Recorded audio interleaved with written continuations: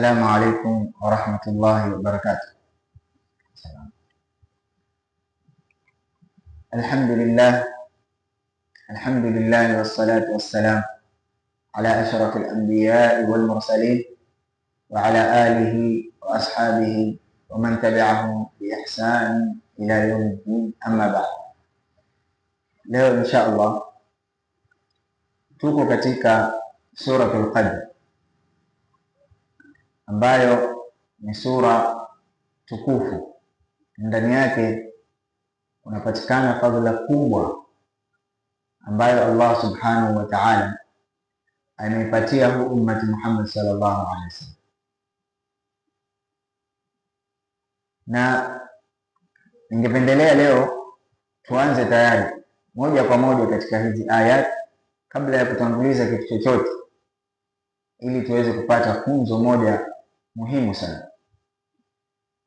Allah subhanahu wa ta'ala sema, inna anzalnahu fi lailatul qadr, hakika sisi tumeishukisha katika usiku wa cheo. Hapo tayari ukiangalia utafahamu kwamba Allah hajabainisha ni kitu gani ambacho kimeshukishwa, bali amesema kwa hakika sisi tumeishukisha katika usiku wa cheo. Na ndio pale tunapata kwamba Qur'an inaitafsiri Qur'an yenyewe, tafsiru Qur'an bil Qur'an. Qur'an inatafsiri Qur'an mwenzake. Katika sura Ad-Dukhan mwanzo kabisa Allah subhanahu wa ta'ala anasema, Hamim wal kitabil mubin inna anzalnahu fi lailatin mubarakatin inna kunna mundhirin. Sasa hapo Allah subhanahu wa ta'ala ameshakwenda kuitafsiri hii aya ya sura Al-Qadr kwa kusema ni kitabu ambacho kiko wazi, ndicho kinachozungumziwa katika sura hii. Hamim wal kitabil mubin inna anzalnahu fi lailatin mubarak. Kwa hiyo hapa imeshikisha katika Lailatul Qadr, na kule Allah subhanahu wa ta'ala tena tumeshikisha katika usiku uliobarikiwa. Na hapo pia katika Suratul Qadr Allah akasema, tanazzalul malaikatu waruhu fiha biidhni rabbihim min kulli amr, na huo usiku ni wa amani, salamun hiya hatta matla'il fajr. Mkule akasema rahmatan min indina. Na hapa kwamba malaika wanashuka kwa amri zote za Allah subhanahu wa ta'ala, kule akasema fiha yufraku kullu amrin hakim. Bado lakini hatujafahamu usiku huo. Tushafahamu katika usiku huo wa Lailatul Qadr kuna kitabu kilishukishwa, lakini hatujafahamu usiku unapatikana katika mwezi gani, wala huo usiku uko katika mwezi gani. Ndio Allah akabainisha zaidi katika Suratul Baqara akasema, shahru Ramadhan alladhi unzila fihi al-Qur'an, mwezi wa Ramadhani ambao kwamba ndani yake imeshukishwa Qur'an. Kwa hiyo hii imetafsiri zote, kitabu kilichoshukishwa katika huo usiku, usiku wenyewe unapatikana katika mwezi wa Ramadhani. Na huenda mtu akajiuliza, ilikuwaje ishukishwe katika mwezi wa Ramadhani na Mtume sallallahu alaihi wasallam alikuwa katika utume kwa muda mwingi na Qur'ani ilikuwa inashukishwa kila siku? Haya ni masala tumeshawahi kuyazungumza na bado tutayarudia hapa kwa sababu yamefika katika sehemu yake.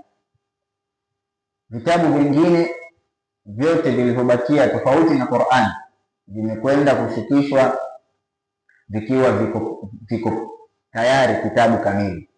Zaburi, Taurat, Injili zimeshukishwa zikiwa kamili, lakini Qur'an imeshukishwa tofauti kwa sehemu tofauti.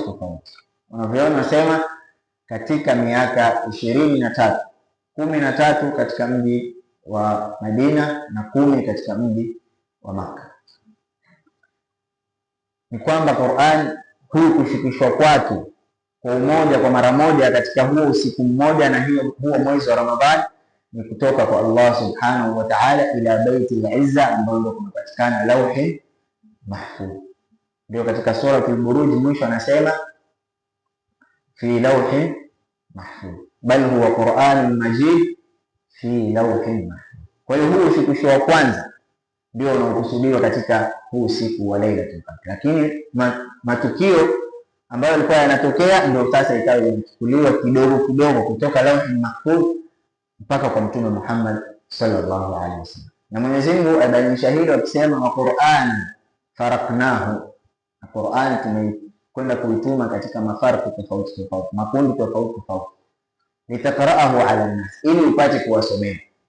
Haikutosha hapo, na hilo halikuwa ni lengo pekee yake, bali Allah subhanahu wa ta'ala alitaka kuthibitisha kifua cha Mtume Muhammad sallallahu alaihi wasallam kupitia ushushaji huo wa kidogo kidogo, na pia vifua vya masahaba radhiyallahu anhu. Ndio akasema, inna anzalnahu, asema kadhalika linuthabbita bihi fuada warattalnahu tartila, kwa ajili hiyo tukaishukisha kidogo kidogo ili ikuthibitishe wewe kifua chako. Na ukiangalia Mtume sallallahu alaihi wasallam, Qur'an ilikuwa inamthibitisha wakati anafikiwa na mambo makubwa, Qur'an inakuja kumpatia wasaa. Kianza tu katika suratul Duha, angalia vile Allah subhanahu wa ta'ala anazungumza na mtume wake Muhammad sallallahu alaihi wasallam katika hii sura. Hii sura mtu akiizingatia, basi akiwa na tatizo ama akiwa na dhiki akiisoma, hii ni sura ambayo inampatia mtu faraja kwa haraka sana.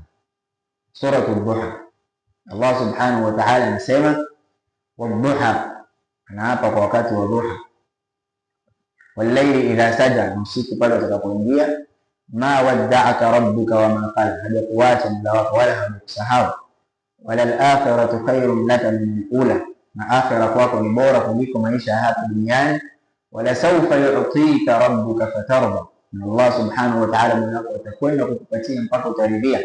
Alam yajidka yatiman fa'awa, akakupata wewe ukiwa ni yatima kisha akawa yeye ndio mwenye kukupokea na kukulea. Wawajadaka dhallan fahada, na akakupata umepotea na akakuongoza. Na hapa si kupotea kama watu wanapotea, kwamba alikuwa hajajua ashike sheria gani, lakini alikuwa anatafuta haki. Ndio mara nyingi tuambiwa kwamba Mtume sallallahu alaihi wasallam alikuwa akienda zake katika ghar, katika pango, akikaa alikuwa anafikiria na akifanya ibada na kufunga. Kwa hiyo alikuwa anataka, maana yake dhal hapa yani sharia iliyonyoka. Ndio Allah akamletea kitabu chake fahada, maana yake akamletea kitabu akamuongoza kupitia kitabu hicho. Wawajadaka ailan faaghna, na akakupata wewe ni fakiri akakufanya ukawa tajiri. Fa amma al-yatima fala taqhar, basi kwa fadhila hizo za Allah usiwe ni mwenye kumdharau yatim. Wa amma as-sa'ila fala tanha, ama mwenye kuomba usiwe ni mwenye kumkemea na kumrudisha vibaya. Wa amma bi ni'mati rabbika fahaddith. Vile vile angalia Abu Bakar radhiallahu anhu alipokuwa amejitahidi na kujitoa katika dini ya Allah subhanahu wa ta'ala. Tasawwar, tufikirie sisi alilala vipi ule usiku ambayo Allah subhanahu wa ta'ala aliteremsha aya katika Qur'an na akisema alladhi yu'ti malahu yatazakka. Bakar hapa ndo anazungumzia ambaye kwamba anatoa mali zake na anajitakasa kwa Allah subhanahu wa ta'ala.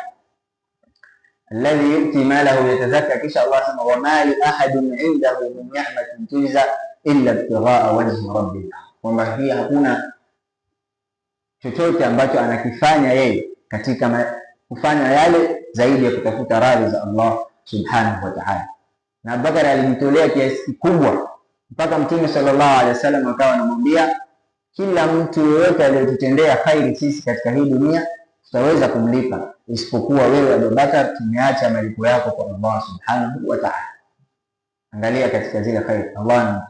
Ama katika aya nyingine Allah subhanahu wa ta'ala, idh yaqulu li sahibihi la tahzan inna Allaha ma'ana. Zote hizi mtu anakuwa ni mwenye zinamjenga moyo katika kushukishwa kule kidogo kidogo.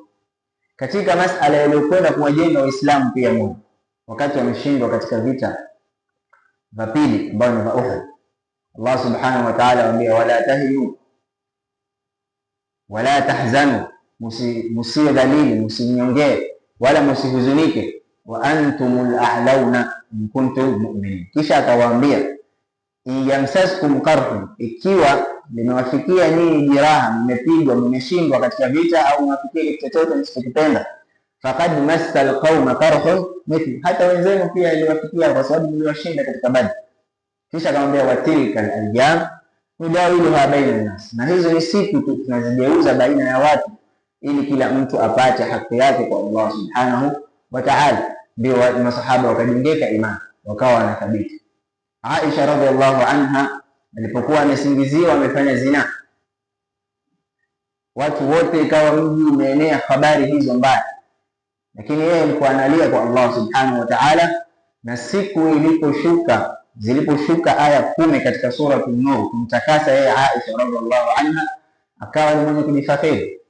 Na hata watu walipokwenda kumwambia nenda kwa Mtume sallallahu alaihi wasallam, kuni ila nabii sallallahu alaihi wasallam fahmadi, umshukuru kwa sababu umeshukishwa wahi na umetakasika na yeye uko radhi na wewe.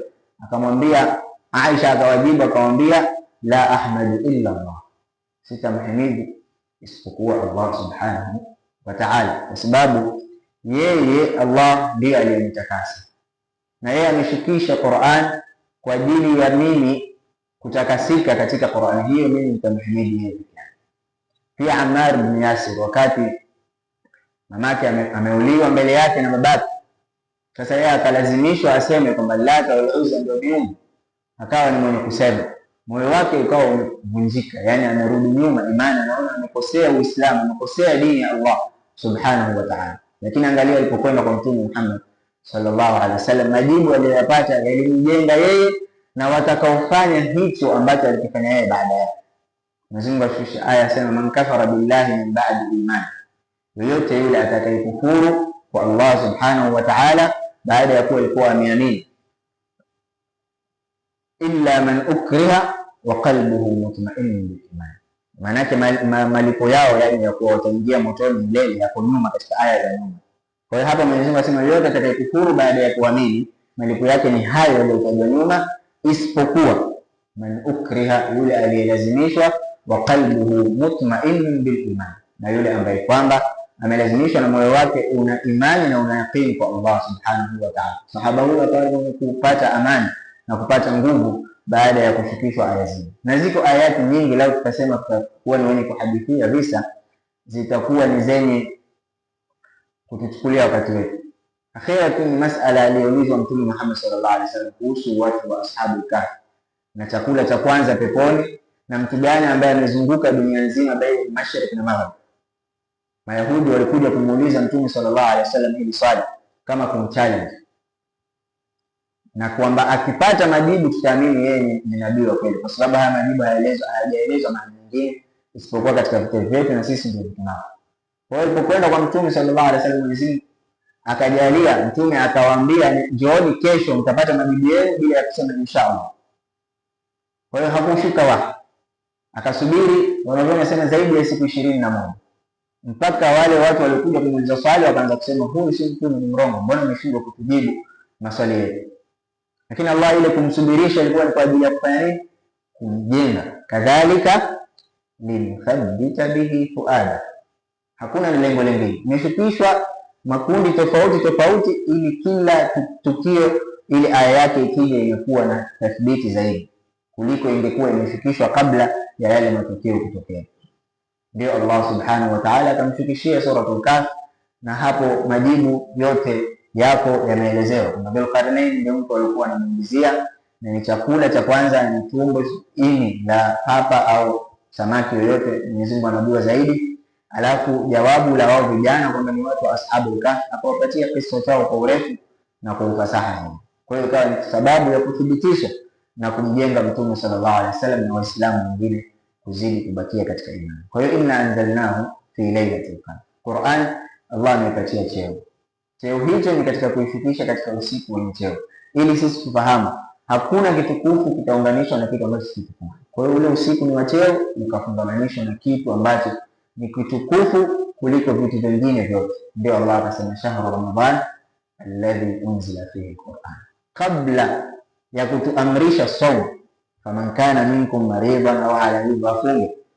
Allah subhanahu wa ta'ala anatubainishia kwamba hiyo Ramadhan ni mwezi ulioshukishwa Qur'an, ili tujitahidi kuizingatia.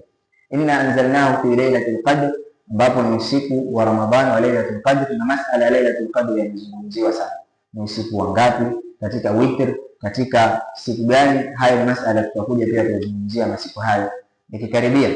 Wama adraka ma lailatul qadr, jawabu ni kwamba lailatul qadr khairun min alf shahr, usiku wa lailatul qadr ni bora kuliko miezi 1000. Ameelezea Mujahid katika kitabu chake akisimulia Ibn Jarir, kana fi bani Israil, katika watu wa Israili, rajulun yaqumu al-layla, kulikuwa na mtu akiamka usiku mzima akiswali, hata yasum, mpaka atakapoingiliwa na asubuhi. Thumma yujahidu al-adu bin-nahar, kisha akawa mwenye kuingia vitani akiwapiga maadui wa Uislamu vita, hata yumsi, mpaka ingia hapo jioni. Kisha Mtume sallallahu alaihi wasallam akasema, fafaala dhalika 1000 shahr, na huyo mtu akafanya kitendo hicho kwa muda wa miezi 1000. Usiku mzima anaswali, asubuhi anapigana vita na maadui. Kazi yake alifanya hivyo kwa muda wa miaka 1000. Masahaba wakawa ni wengi kustaajabu. Faanzala Allahu miezi 1000, shukran, kwa muda wa miezi 1000. Faanzala Allahu hadhihi al-aya lailatul qadri khairun min alf shahr.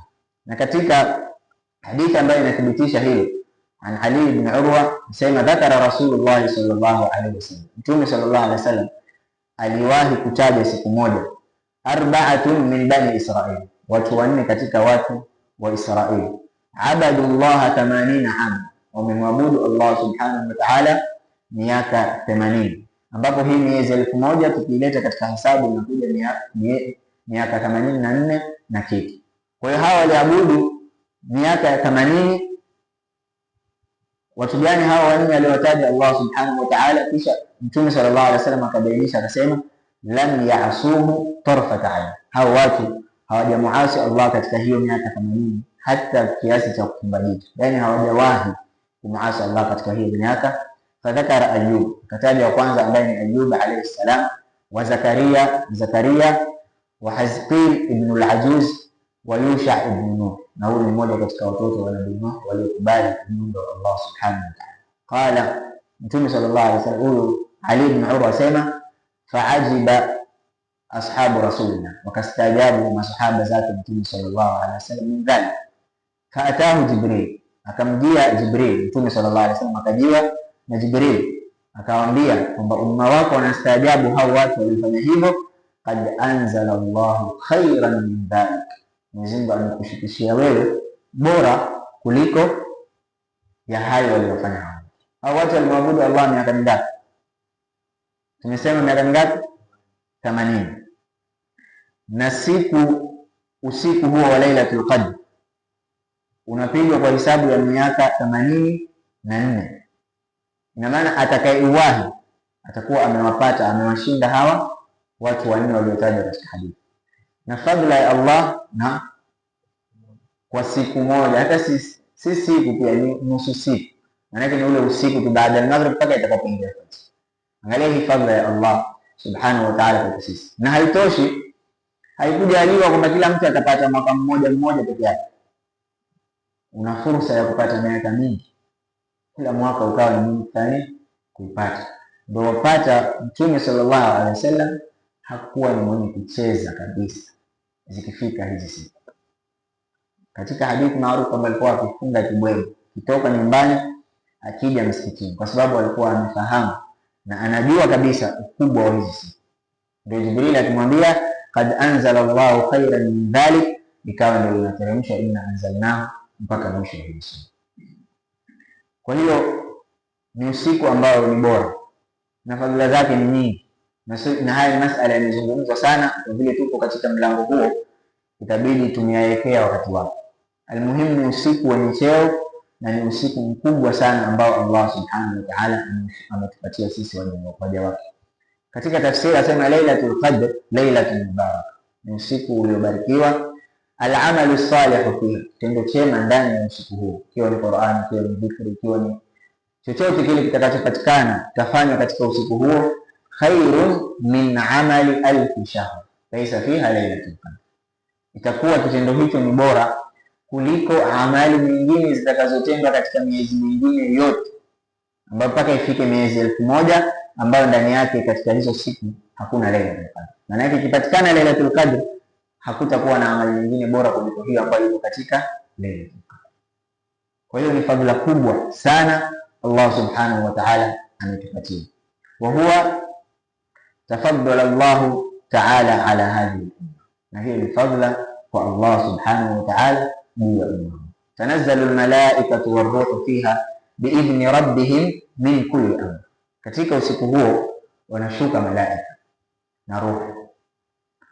Yakthuru nuzulu almalaika wa Jibril, katika usiku huo wanashuka malaika wingi na Jibril alayhi salam akiwa miongoni mwao, biidhni rabbihim, kwa idhni Allah subhanahu wa ta'ala, min kulli amrin qadahu fi tilka sana. Hapa kuna mazungumzo kidogo tuweke sawa. Kwanza kabisa katika neno la roho, tanazzalu almalaikatu waruh. Je, mufassiruna wamezungumzia kwamba roho katika akwali ngapi? Kauli ya kwanza, arruh ni malaika ambaye ni nani? Jibril alayhi salam. Arruh, baadhi ya akwali wanasema ni viumbe ambavyo ni bora zaidi hata ya nani? Jibril, ambaye ni malaika wanakuwa karibu zaidi na Allah subhanahu wa ta'ala. Na kuthibitisha hilo ni kwamba Jibril anakuwa hafiki karibu na Allah subhanahu wa ta'ala, kwa sababu imekuja katika suratul Najm, walipofika katika suratul Safat, walipofika katika sehemu wakati wa safari yeye na Mtume sallallahu alaihi katika safari ya Isra na Mi'raj, alifika mahali akamwambia, hapa mimi mwisho, kulipobakia wewe endelea. Anamwambia, wama minna illa lahu maqamun ma'lum, hakuna miongoni mwetu sisi katika malaika isipokuwa atakuwa na sehemu yake maalum, hawezi kupita hapa, na mimi hapa nimefika mwisho, wewe endelea. Kwa hiyo hii ni moja katika akwali wanaosema kwamba huyu roho si Jibril, ni malaika mwingine. Ama kauli nyingine, arruh huwa alquran, roho ni Qur'an, kwa sababu Mwenyezi Mungu ameita Qur'an kwa jina la roho, wakadhalika auhaina ilayka ruhan min amrina. Kwa hiyo tanazzalu almalaikatu waruhu fiha biidhni rabbihim min kulli amr. Hapa katika neno la min kulli amri pia kuna mazungumzo kwamba amri hapa inakusudiwa Qur'an au amri inakusudiwa yale matukio yote yatakayofanyika katika huu mwaka, kama vile Shaaban zinapandishwa amali kwa Allah subhanahu wa ta'ala, basi vile vile katika Lailatul Qadr ndio siku ambayo Allah subhanahu wa ta'ala anahukumu mambo yote yatakayotokea katika huu mwaka. Ulama wasema rizqan au mautan au wiladatan au ghairi dhalik. Rizqi anazipanga Allah katika usiku huo, atakayefariki Allah atamjua, atampangia, na atakayebakia au wilada au hata mtoto atazaliwa pia Allah anapanga, na mengineyo katika haya. Ndio hapo tunathibitishwa kupitia aya Allah akisema, fiha yufraku kullu amrin hakim, katika usiku huo inahukumu, inafarikishwa kila amri Allah subhanahu wa ta'ala. Kwa hiyo ni usiku ambao wanashuka malaika wengi.